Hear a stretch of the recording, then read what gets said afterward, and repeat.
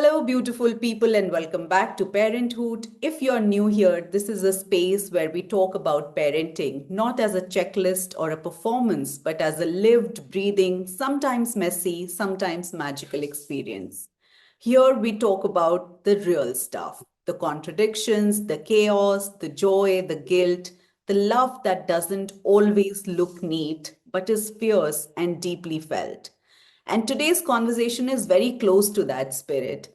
My guest today is Divya, a journalist, a writer, mother, partner, rescuer, and someone who lives life with a certain kind of wild honesty that I deeply admire. Divya is the author of Chaos in the Coupe, and she shares her life with her partner of 15 years, Olivier, two tiny humans, Marius and Elora, and her dog babies, Marco Polo, Pari, and Taigu. If there's one phrase that keeps coming up when Divya talks about parenting, it's this: raising wild ones. Wild in spirit, wild in heart, wild in how they love and question and take up space. Divya, I'm just so glad you're here. Welcome to Parenthood. Thank you for trusting this space and for bringing your chaos with you. Thank you so much for having me. And I'm so sorry for all the noise. That's okay. We can't hear anything. It's fine. And to begin with, let's start with you. If you had to describe yourself today, not in roles, not in labels, but in three words or phrases that feel true right now, what would they be?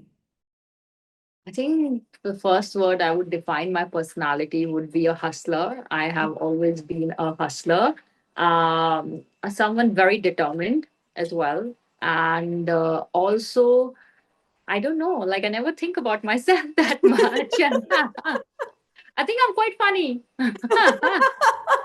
We'll find out. And you've written a book, but if your life were a book separate from the one that you've already written, what would this chapter be called? What does life feel like in this season? In your home, in your head, in your body? I think it's really hard for me to isolate my life from my dogs, which has been a very integral part of my life. And they gave me that courage to be myself, to be a journalist, to succeed in a profession, to make it on it. So I really cannot really separate it. So when I started to write this book right now, it's totally, I think it's before kids. The book started much before the kids. I rescued my dogs and I was all around 24, 25 years old. So I guess this is me. This book, Chaos in a Coupe, is totally me. It reflects me in a multiple ways of someone who we are like. I think me and my dogs are very similar. We all are underdogs. We had a rough start in life, but we somehow came together, and all our stories mixed together, and we lifted each other up. Beautiful, beautiful. My God, look, the Marco Polo is here, stuck in a tent at the back. Yeah, Like that's my providing us. life. Like my kids are just always doing something strange. The humans, puppies are gone, and I think he's stuck. You Marco want Polo. to rescue him No, no, once no. I again? don't know what. I don't know what he wants to do. What is his aim? Or he's out. He just wants to get attention, I think. Yeah, I think he just feels very hot, or I don't know what is happening to him. He's like, okay, I don't find my spot. What do I do? Why have I come to a kid's room? So I guess he's behaving like that because of that. Yeah, Yeah, yeah. they're spoiled. They cannot like it's not so hot in Bangkok. It's a January, so it's pretty balmy. It's not really there's no winters here, but they still behave that they are in the middle of a heat wave. So tell us about your family. What makes up the home? Our home is where, like, there is no physical definition of home for me anymore. There is not a place or a city or a certain structure I can say, oh, this is home for me. So the home definitely for me is where my dogs are to be start with. They constitute my home. They give me direction. They feel cities and countries worth living in. So definitely, I have a dog called Marco Polo, who you just saw was struggling in this tent, and then I have a furry who's just sitting on my feet right now. And I had a dog called Taiku, but she's no more. She passed away when she was 16 years old. She was my first dog, and we had this incredible journey together of 16 years, which I'm very grateful for. I have two human puppies too. It's Elora, she is just turned 3, and there's Marius, who's 5, and they are very sassy and funny, and a bit of a difficult phase. They're having the massive tantrums. I guess that's part of parenting. And it's me and my partner Olivier, and also my nanny, who plays a very important role in my survival. I wouldn't like exclude her. She makes home as well for me. Yeah, yeah. And what does an ordinary day in your household actually look like? It's, I mean to say, we usually wake up by 7 because the kids have to be out of the house by 8. We are always the last one to enter the school, or we are banging the door or ringing the bells and to be allowed in. So usually, the kids are being dragged. That's a issue with me and the kids, because weekdays they want to wake up at 7 or 7:15, and weekends they will wake up at 6. Like it's just normal. And so yeah, so we usually out at 7, and we have some breakfast. Sometimes they love to listen to Hanuman Chalisa because that's their favorite thing to do. They think Hanuman is like one of their favorite gods, and it's like a superhero. They have a breakfast, and we somehow manage to put them together. There's a lot of issues in between. The books have not been found, the stamps are not found, the clothes are not good, the socks are not fitting. So and all of that we go, and I take them on a grab bike, so I have to book a bike. So I put both of them and me on that bike, and we go. I drop them to school. The school is 10 minutes away from Maria, so I drop him first because his gate closes, and then I drop my daughter. They both go to a French school, and I come home, I walk the dogs.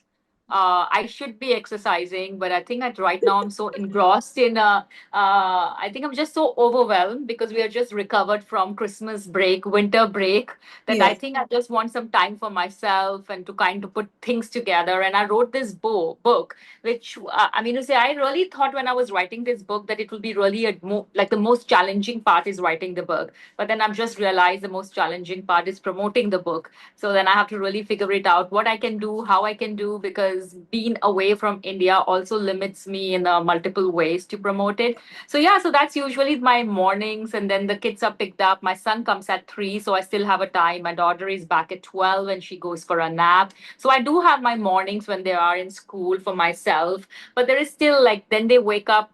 I think my son always have one tantrums when he come back from school because he's very tired, and then he's extremely overstimulated and also very hungry. So there is an essential meltdown before he gets his snack. And sometimes they watch a bit of a screen because I'm not that kind of a parent. I get so overwhelmed and I let them watch some minions or something, and or they play, they cycle, or they run after the dogs. And so usually they have dinner by 6, and which is the Wow. same time I eat as well. And they are in bed by 7:30. We read to them, and they should be ideally sleeping by 8:15. Lovely. Sounds beautiful. And tell me about Olivia. You have been with him for 15 years, long Yeah. time, with many versions of yourself along the way. How did the two of you meet? And when you look back, how has your relationship evolved over time? Olivier and me, we met in Delhi. He was doing his PhD, the last research of his PhD, and I was working as a journalist for French national TV. And we met at, he was a friend of one of my flatmates, and he came to stay while he was doing his PhD. So that was the first time I've met him, and it was a very small interaction because I was leaving to do a film on a Ganges. So I was gone, but we did keep in bits and bobs in touch. And he finished writing his PhD and he came back to India. We did meet, but I think the real connection was formed when I moved to Hoskas with my dogs, and he was staying with his friends just exactly opposite to my house. And Uh, he used to come and help me walking the dogs in the evening or take care of the dogs in case I had to go to work. And I guess then I kind of understood that, sometimes it's very easy for someone to love you or to spend time with you, but he was very okay to also take care of my dogs and give them as much importance, even if he was like Marco Polo wasn't very friendly. Now the dogs cannot live without him. He's a preferred parent, but I'm a very competitive parent. So I do everything to be the best.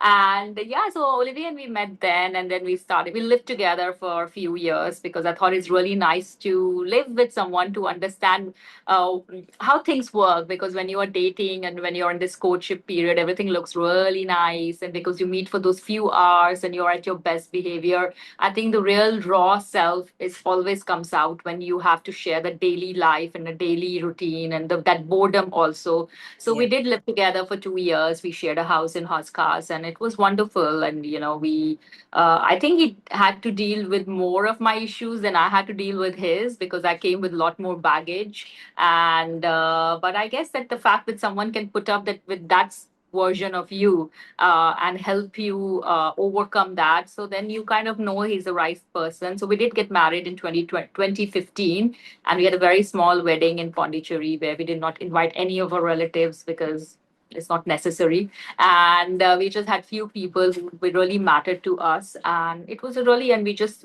use all that money to go for a very long honeymoon in Greece. So Wow. yes, so there was that that was a wonderful. He's an incredible partner. Of course, we do clash, and it's not that like we are very different temperaments. I'm a very reactive person, and I have a lot more. Like I said, that I have a lot more issues which coming from my childhood trauma, which do comes out. And I think the biggest issue started to crop up in us as a couple is with parenting because he's French and his style of parenting is another word.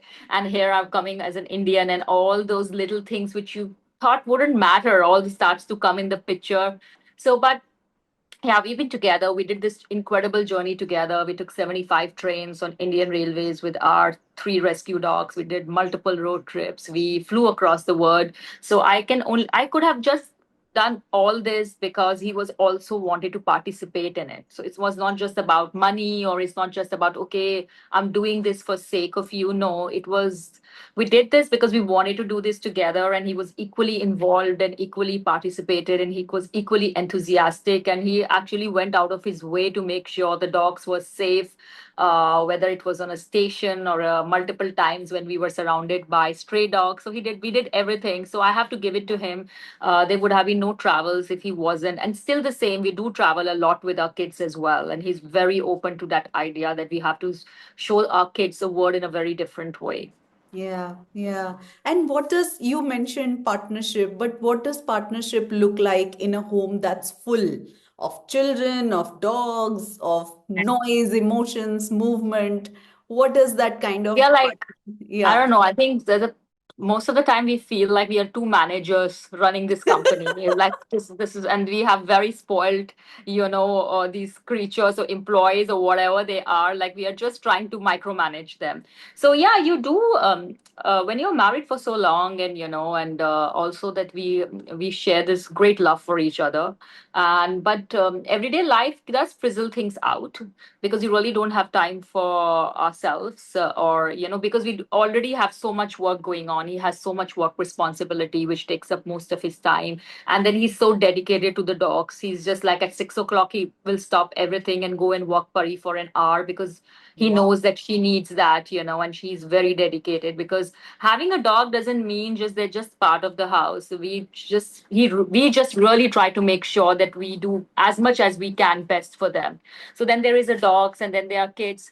And evening we do try to spend as much. He try to spend as much time because I get more opportunity to spend time with kids than he does. So he does try to play Lego or like be with the kids. So yeah, there is a lot of micromanagement. There is a lot of work, and sometimes we do end up spending whole afternoon with the kids and end up working at night to make up for that. So yeah, we are sometimes it feels like we are just flatmates running this company, and we have very spoiled bosses, which is right now our life is controlled by our kids and dogs.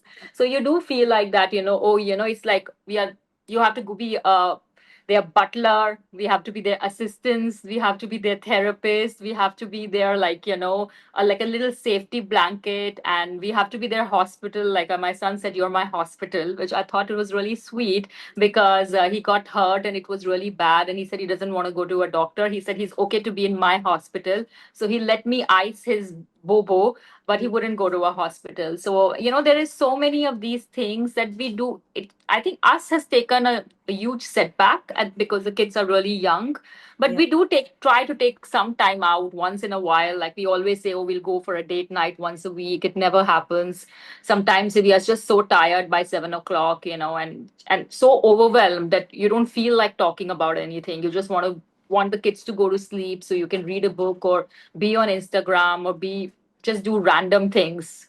Yeah. So yeah, but we do try as much as we can that we can do something together. Yeah. Yeah. And do you think parenting has also brought you closer? Like, we always hear about how it has kind of made us feel apart, or with our partner. But because you're doing this together as a team, has it also brought you closer in some ways? Yeah, in some ways, yes, but in some ways there has also been a lot of differences. The cultural differences has also been quite acute. Because like for example, like he's very cool, so he has a very like I'm very grateful that he doesn't enforce anything or he doesn't ask me. But with a French style of parenting is highly independent, which is very different from Indian way of, like, I wanted to co-sleep with my kids, so he was okay with it, like, but in France, no one does that, and he keeps saying, oh, we don't have space because we have Alora with us all the time. So yeah, things like do crop up, but yes, we are a team. We are a family. We are a team. There are moments we know we have to stand together as a parent when the kids are having a moment.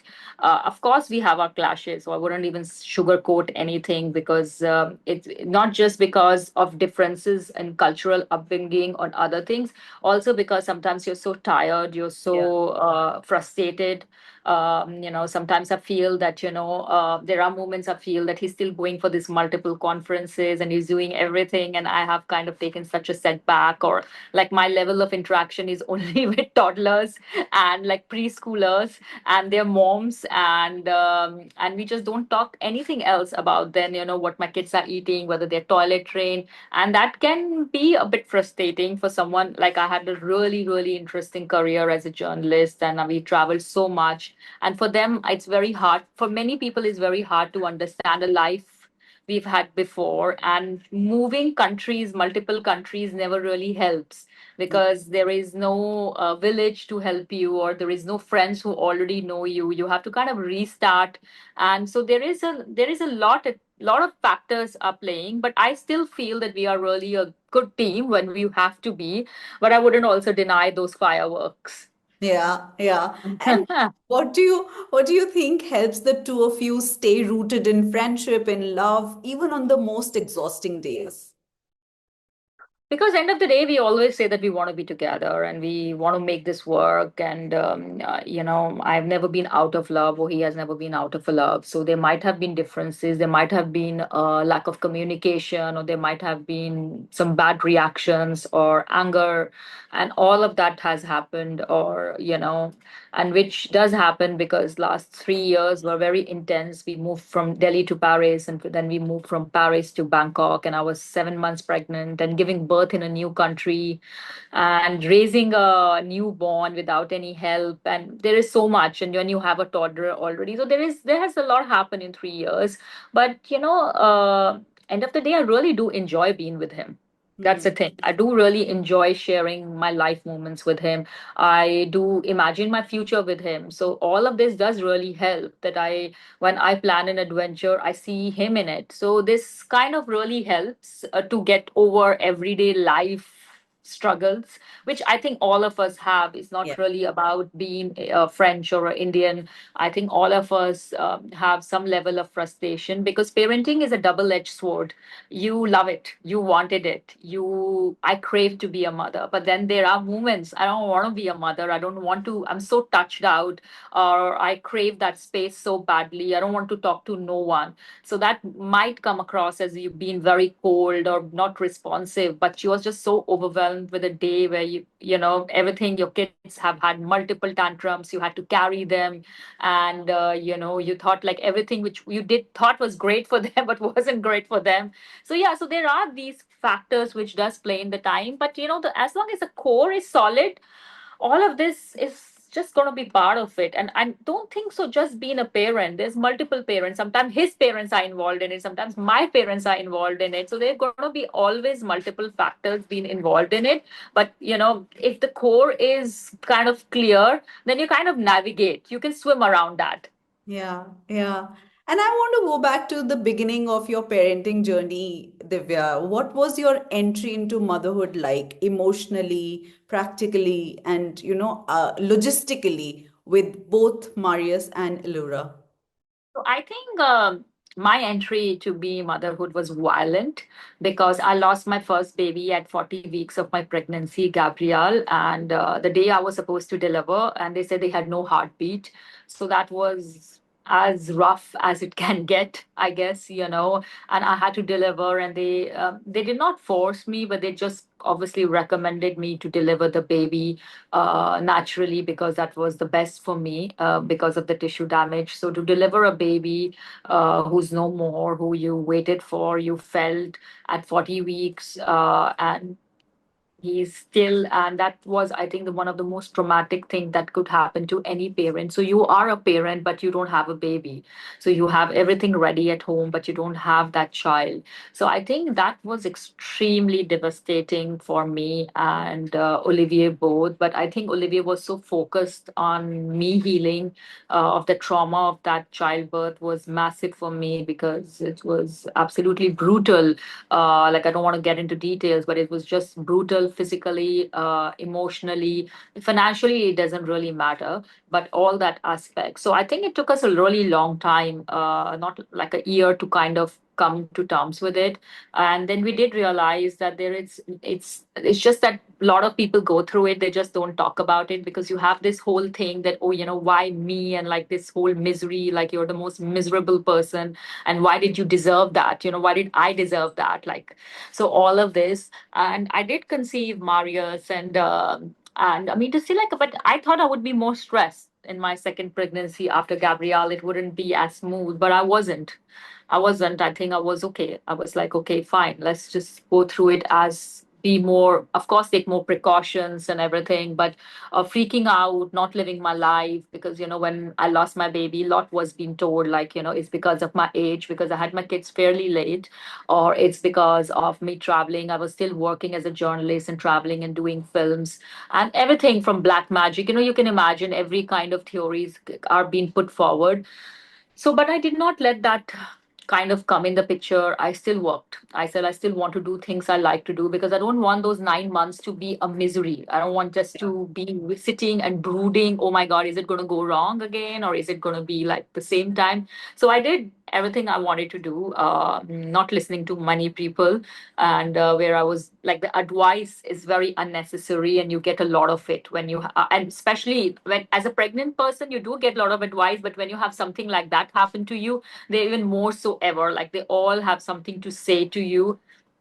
But I did give birth to my son at 37 weeks. I did not go full term because of the last week. And it was the most wonderful, most joyful, I think, most incredible feeling to hold that little boy who's extremely still close to my heart. And yeah, you forget the pain, you forget the misery, and you have that baby, and he heals you and he helps you. So it was rough because I was so focused on being pregnant and having one, like, a child to be alive and like to deliver it safely, that I really did not I even understand that how much work it takes once they come out. So I think that was a shocking part.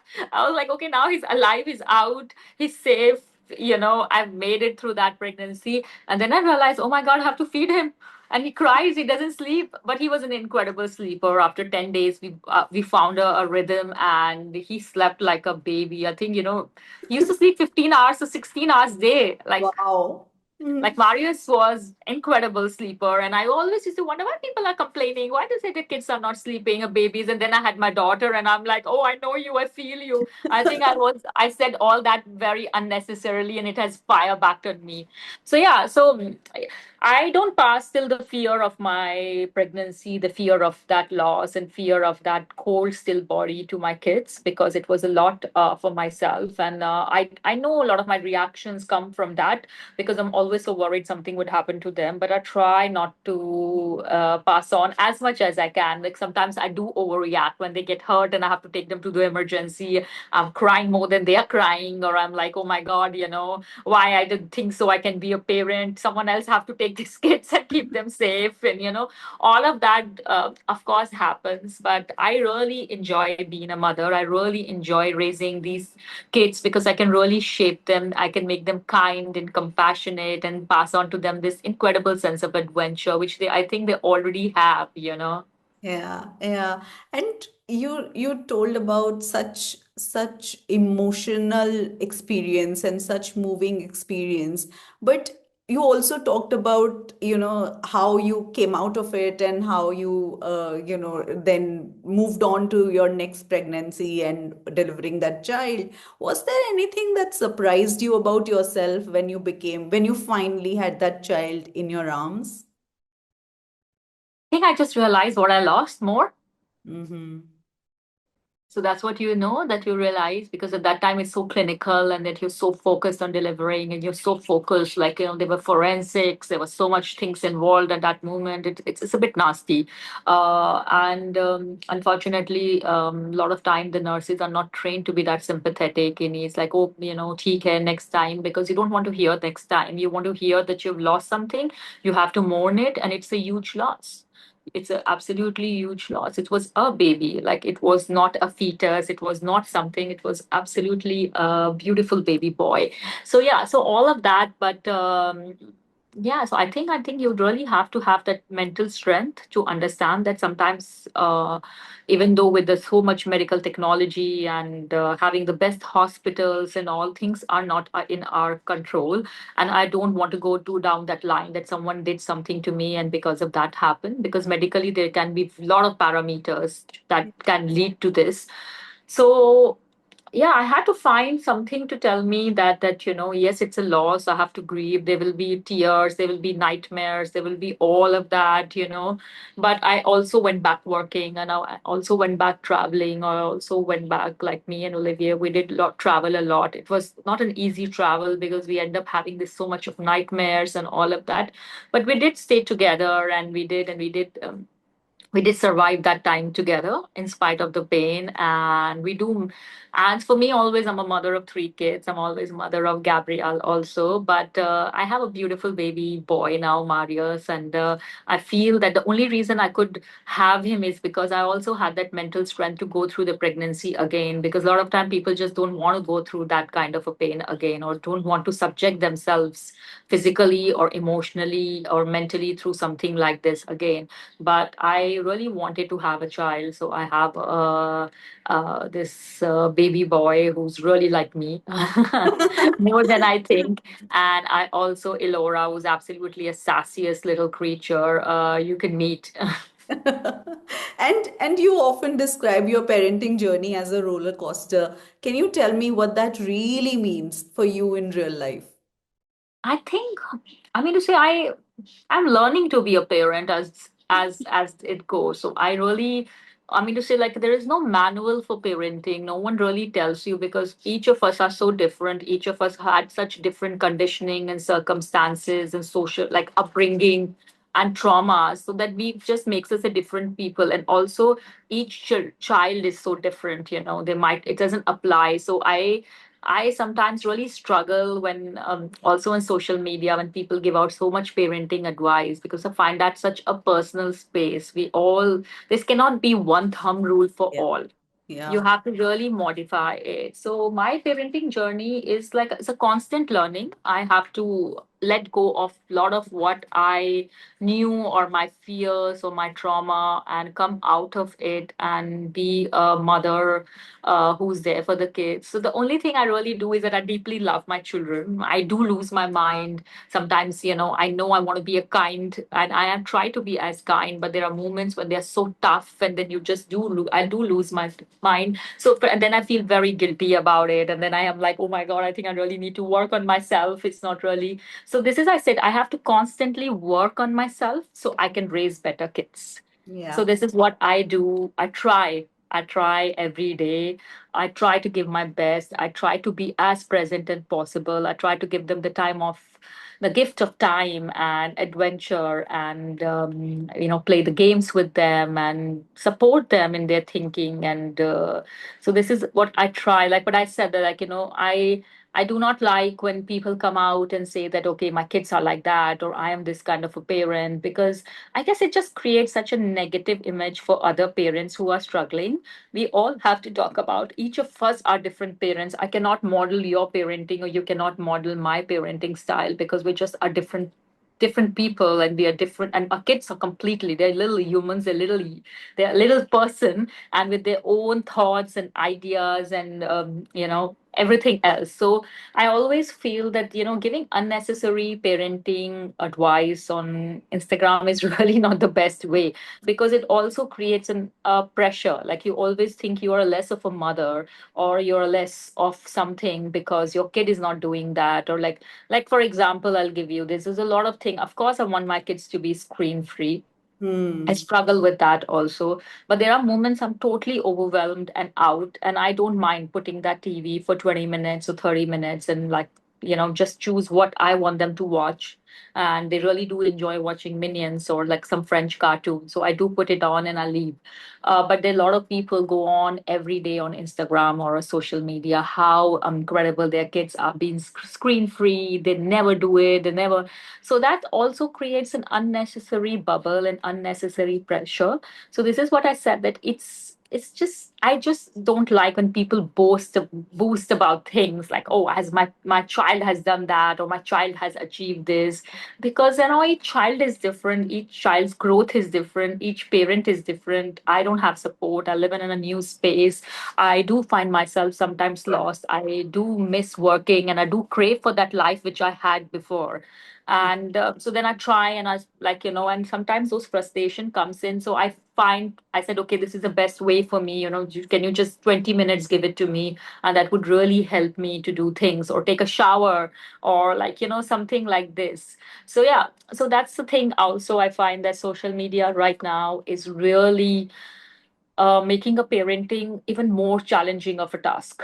Yeah, yeah. And also when we consume it, like, right, it's right before us, and we consume it relentlessly, and consciously or subconsciously it does get into our head that Of course there it is does. something that I'm not doing right.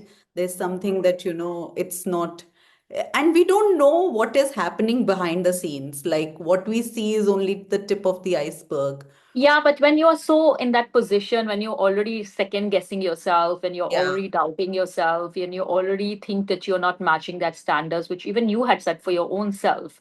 And then you see that, okay, someone is just saying, oh, my kid is, oh my God, is so fantastic. He has already achieved this, or he's never watched screen, or, he's just doing this, he's a child of nature and whatnot. And then you're like, so that's I really do not like that kind of content. I really avoid it. I put it on my, I don't know, no, don't show me none of that stuff, because there is lot to already figure it out, there is lot to already deal with. And I guess we all know screens are bad, we all understand that, but I also understand that I think screens are okay for a bit if it helps me to be more calmer. Yeah, yeah, absolutely, absolutely, yeah. And Divya, your family doesn't, I mean, it just doesn't stop with humans. It started with dogs. Your family, as we know it today, you've opened your home, your life, your hearts to rescue dogs alongside raising children. How did that begin? Tell us about the rescue story. Oh my God, I think parenting dogs is much easier. So, and everyone Yeah. tells me. So everyone then comes tell me, "Oh, you had three dogs, must be so hard." I said, "Give me 10 at this point of a time. I think that will be easier than two of them, Marius and Elora." So I think this is a whole myth that parenting a dog is very difficult. Please just have two toddlers at home, and then all your feathers will ruffle at the same time. So I met Tigress when I was like really young, but I rescued her when I was 25 or 26 years old, and we have been a family since then. I think this is where my first maternal instincts came. They really do are my children. I feel like children. I would go out of my way to do things for them, and this incredible sense of love. The love doesn't know species or creatures, and the kind of love an animal can give you, no one. And they're the most grateful. And I mean, I don't want to say it, but kids can be a little nasty. Yeah, they're a little ungrateful. You know, Yeah. I don't want to say much. They are.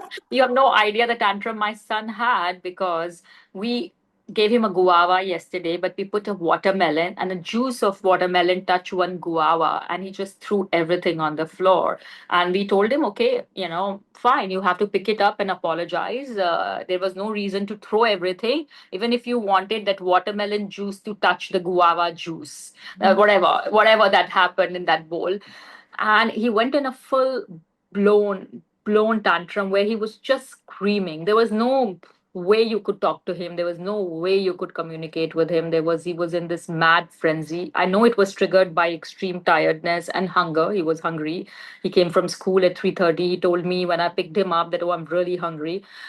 But then it blown off to 20 minutes with unimaginable. We did everything. We tried hugging him, we telling him, okay, we'll get you something else to eat, calm down. Then of course in between we were like, okay, you have to stop it, like, you go Yeah. back.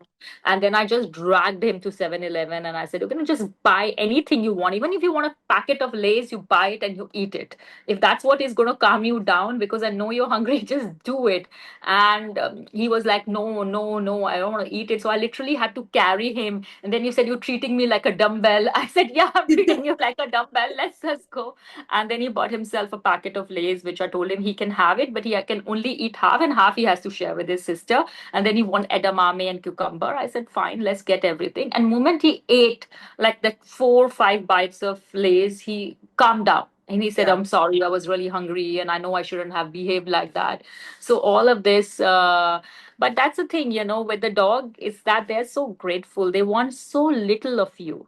Yeah. Like, they want so little of my time, or there's so little of my attention, but they're always there for me, Yeah. always waiting for me. So for me, I cannot imagine my life without dogs. I cannot imagine my life without rescuing and giving a second chances. And this is a story which merged very beautifully with my own.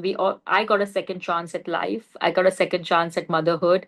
And this is what I thought, I think we all have rescued each other in multiple ways. So when I came back from hospital after losing Gabrielle, I think my dogs really helped me to heal. They Mm. did really help me to, they were there for me. They sensed that loss, and I think their love was really played an important role for me to get back to my feet. So I really feel that my dogs are really like my kids. Unfortunately, they don't their lives are so short, but the love they give you in those short lives is worth the pain. I Yeah. always say that, like, that I might have lost Tigress after 16 years, but, I think I can bear with that loss and pain for rest of my life for that 16 years of companionship and friendship and love. Yeah. Yeah. Yeah. Beautiful. Beautiful.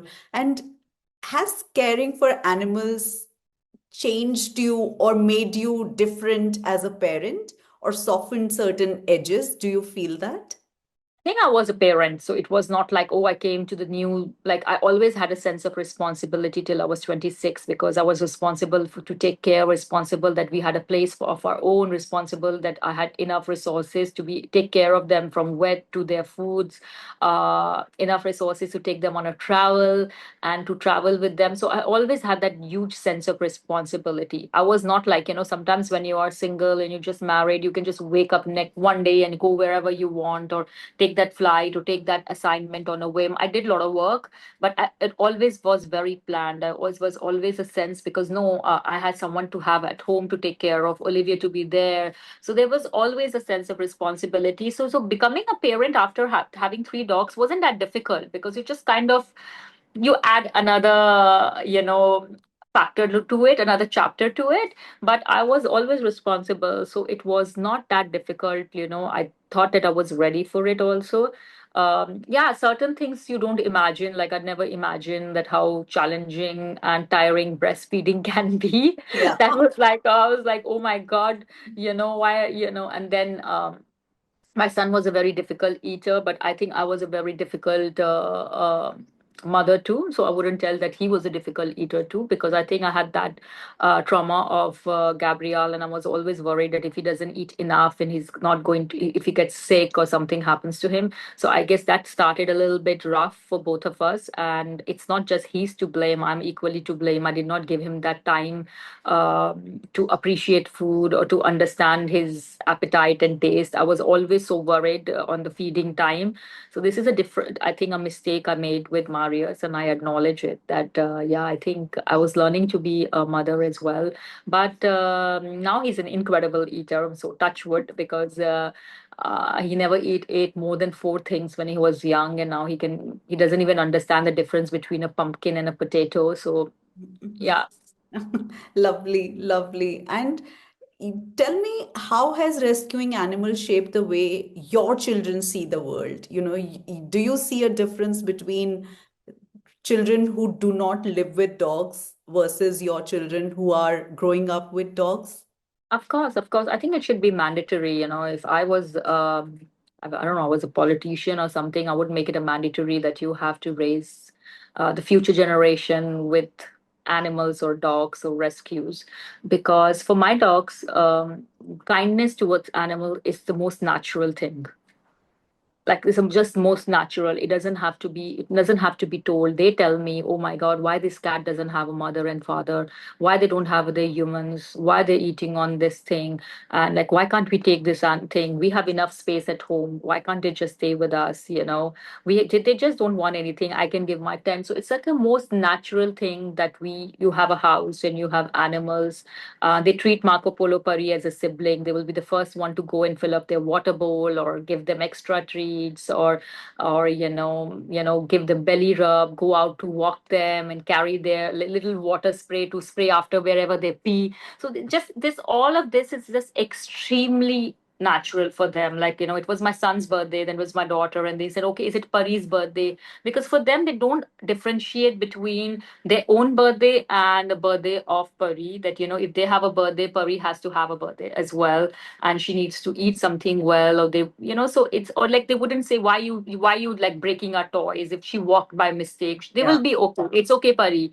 Or like, if she's sitting on a sofa and they're lying around, we wouldn't tell Pari to move because they are jumping around the sofa. They will understand that, okay, Pari is sleeping and probably we shouldn't be jumping. So it's the most natural, and they always feel that, oh, she keeps saying, oh, Pari is strong, and she can protect us from all the monsters, and we will take her there and she will just bite everyone. So it's a real sense of family. It's a real sense of this love and bond between them.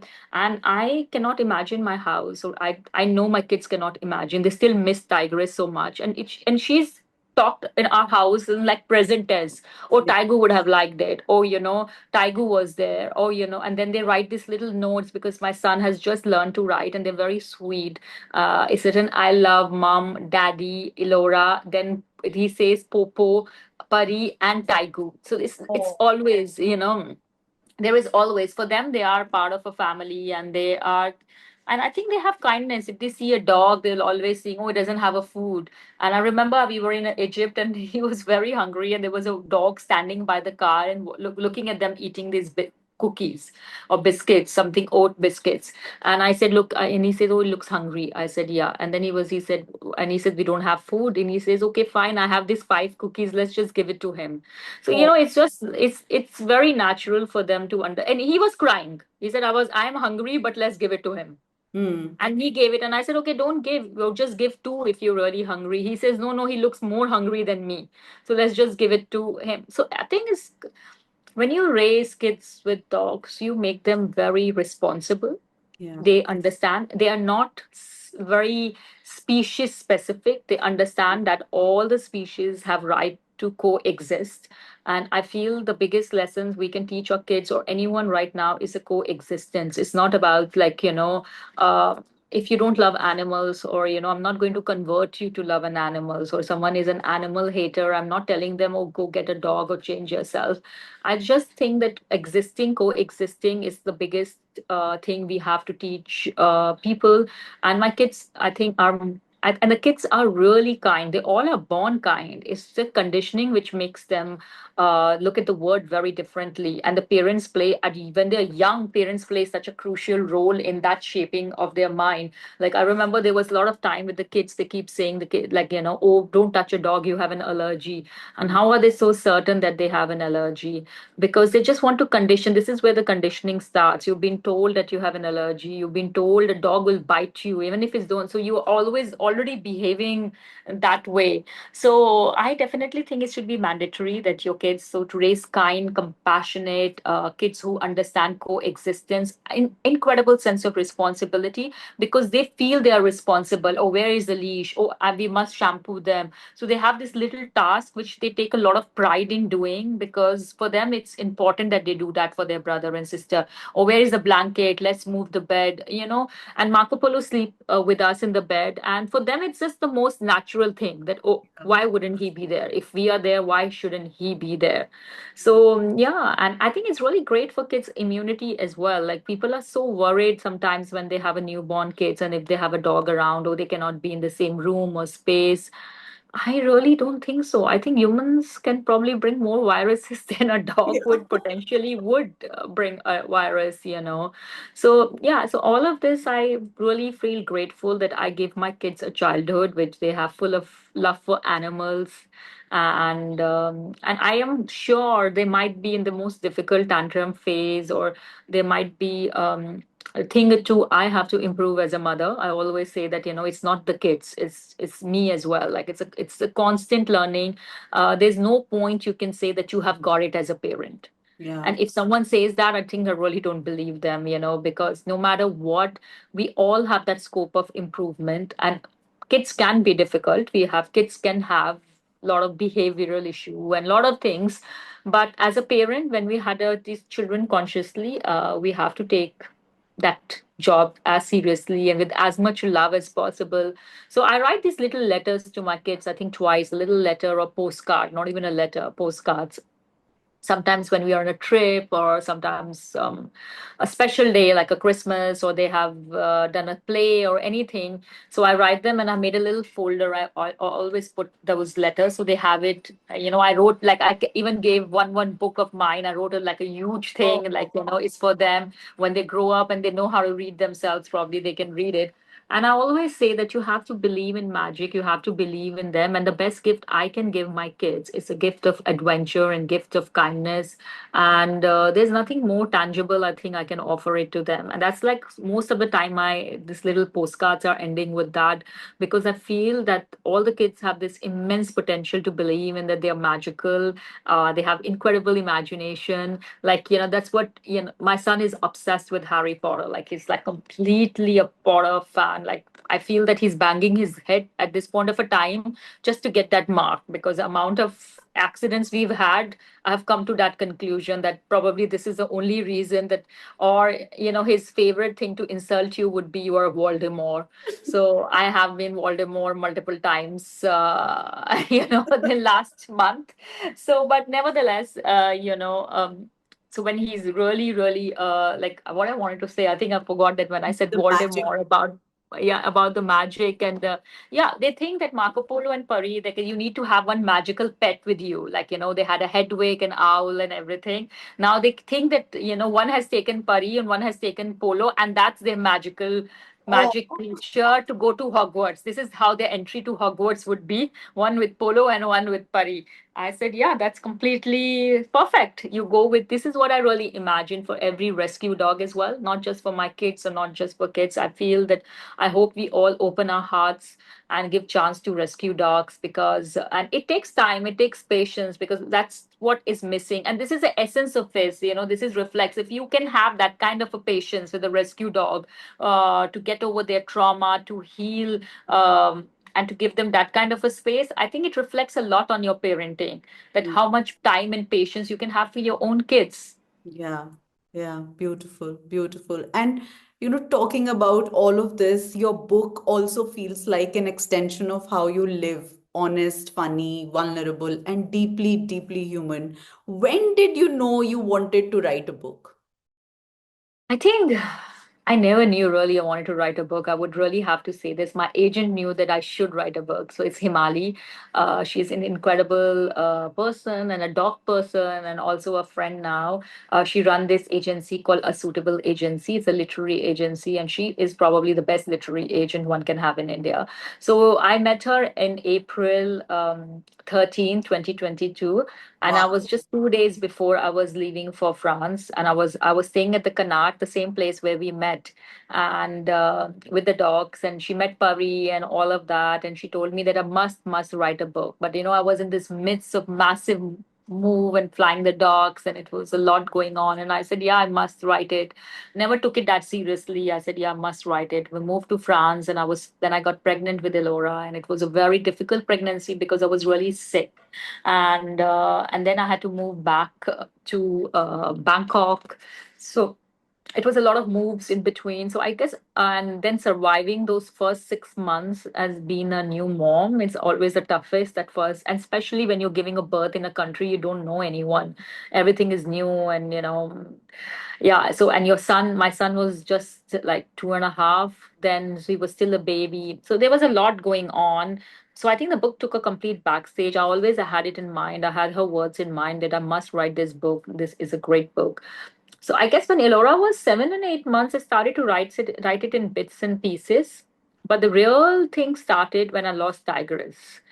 After getting over that initial grief of losing a dog who have been your part of your life, a companion, incredible friendship, your baby for 16 years, I I think I had that urgency because I did not want to forget a lot of small details. You do remember sometimes the global feeling, like of that warmth of love, that blanket, the presence, the softness of her fur when you touch it, and that incredible smell she had.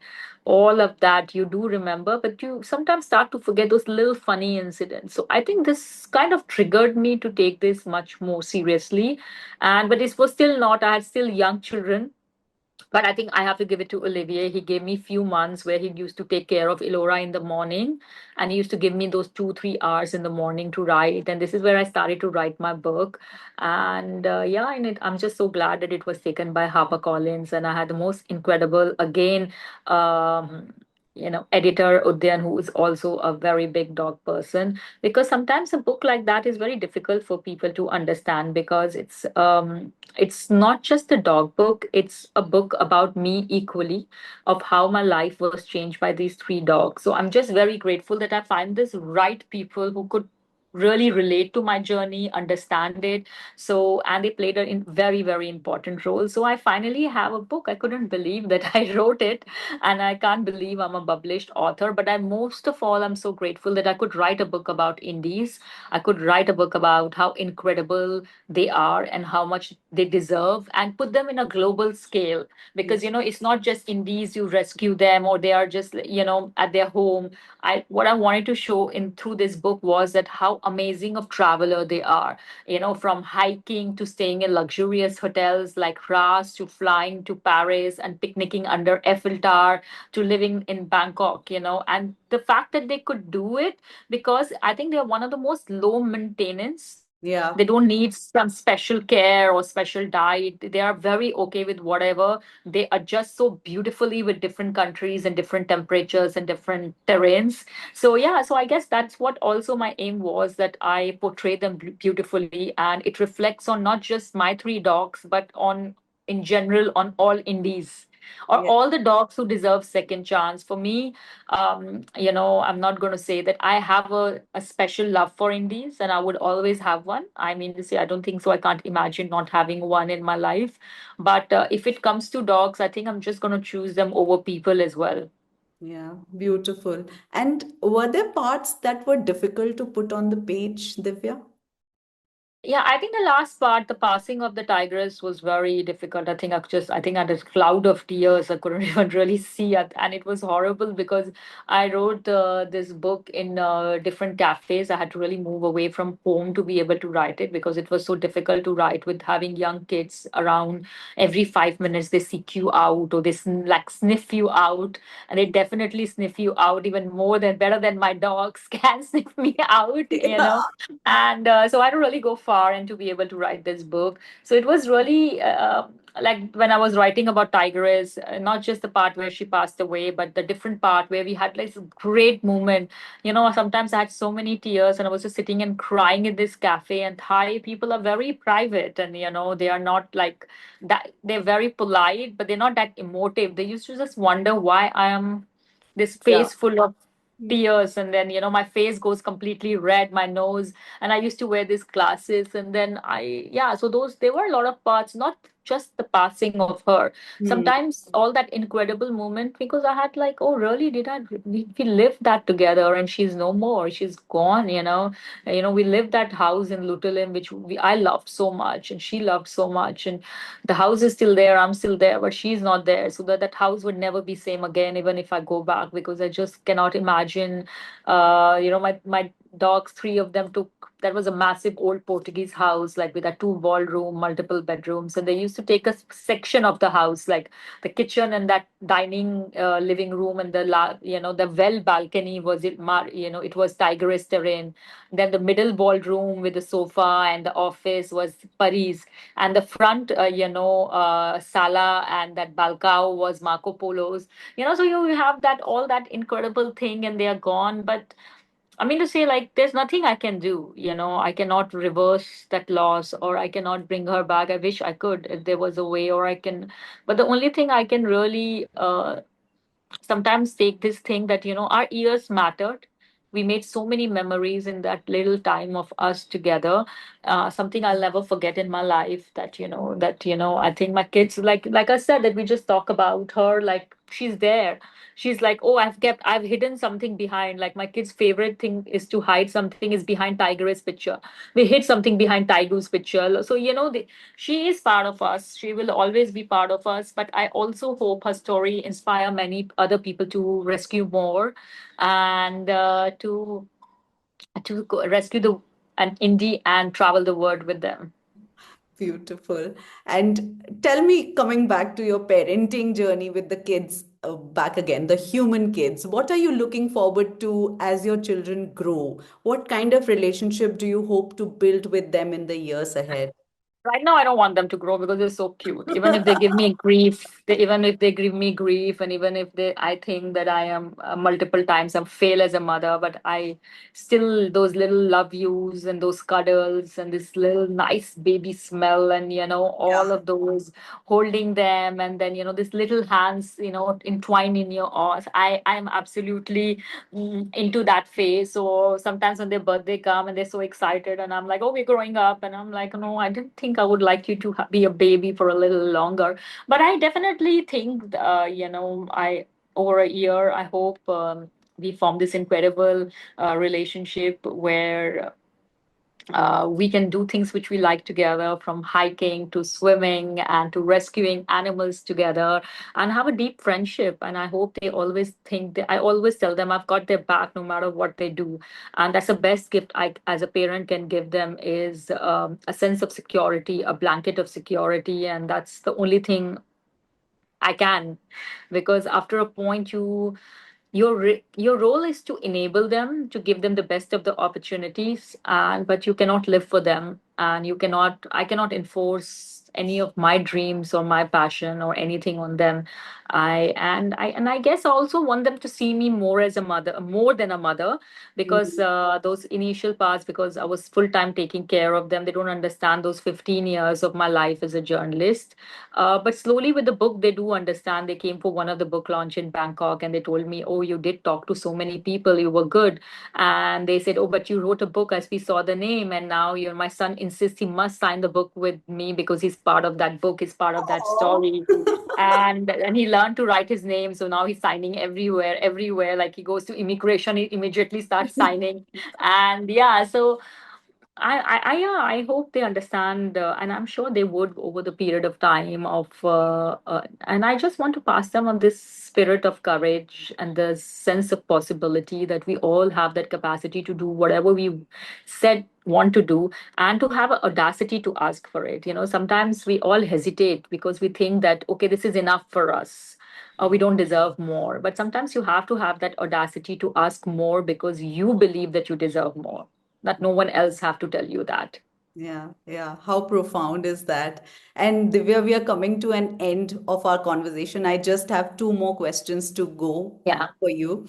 If you could sit across from your pre-parent self, from your younger self, what would you tell her now? That you'll make it. You'll make it. Like, and I definitely would say that, I cannot imagine if someone tells me 20 years back that you would have this life, you would be able to crack it, you will be able to work it. Because with the kind of background and the family thing I came, I really never thought that I don't have much. Like, I was okay with bare minimum. But like I said, that, it's you who decide what's your worth, is not a other person. So it's me who was okay with bare minimum for a bit, until I decided, till I took these dogs in, and I decided that, oh my god, I should have an audacity to ask the word. And when you ask for it, you get it. Wow, wow. And if there's one thing you'd like our listeners to hold close after this conversation, not an advice, not some gyan, but something, one truth, maybe one reminder, what would that be? It's okay to make mistakes, and there is no point ruling over it. We all are humans, and I feel that just don't watch parenting reels on Instagram. Even if it's my own reel, which sometimes I end up making for a brand, don't watch it. Because I think whether it's parenting, it's a very personal journey. Whether you're parenting a dog or you're parenting a human puppy, it's all very personal. We can all strive to be a better parent, because by working on ourselves, to understanding our triggers and traumas and all of that. But there is no perfect rule book, and you always have to give yourself a grace that if there is one bad day, never take that bad parenting day next day. Hmm. That's about it. Like, there are days where it has been terrible. I have felt like as a terrible, I probably must have screamed or was triggered and like anything. And at night you just mull over it and you say, like, oh my god, I shouldn't have done it, and like, this it. But then you have that next morning to start over, to work on that thing. So I never take one parenting day. So even if I'm traveling with my kids, which I travel a lot, sometimes I have a terrible day, they have multiple meltdowns, they refuse to walk, I have to carry them. And I'm like, why am I doing this? Like, why am I putting myself in this position in a new country, and where I'm just dragging them from one point to another point, and they're so unhappy. But then I always remind them, probably it was too much stimulation, probably their little minds are tired, or probably they were hungry, they were hot. And I never take that day as the start of my second day. Yeah, I yeah. always wake up and said, we're going to start. Today is going to be the day. And even if it's not a day, I always start with today is going to be a day. So, yeah, so never take one bad day to another. And I think that works on anything. Even when you're rescuing a dog, when I rescued Pari, it was really tough for her to integrate with other two dogs. There were some days it was like violent fights between her and Tigress, because she wanted to maintain her hierarchy in the group, or find a place in the group.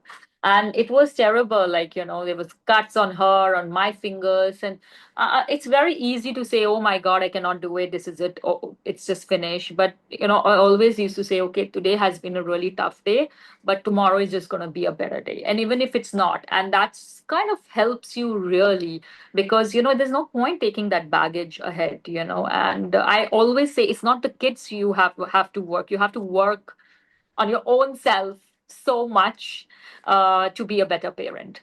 I Yeah. never blame the kids, even if they have a bad day, even if they're badly behaved. I understand that. I tell them very clearly that I think you were mean, or it wasn't nice to say that. And when they calm down, they do come around and they realize what they have.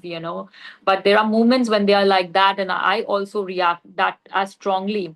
I always tell them that, oh no, I shouldn't have.